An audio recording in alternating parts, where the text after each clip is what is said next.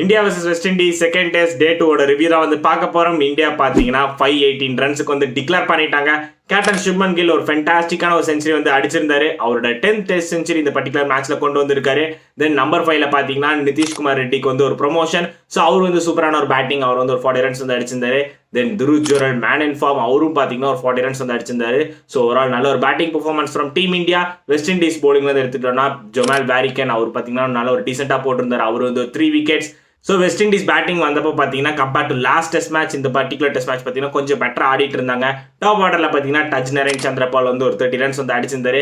அதுக்கப்புறம் ஒன் டவுனில் பார்த்தீங்கன்னா அலி கத்தனேஸ் அவர் பார்த்தீங்கன்னா ஒரு 40 runs. Then Shai Hope 31 not அவுட்ல இருக்காரு.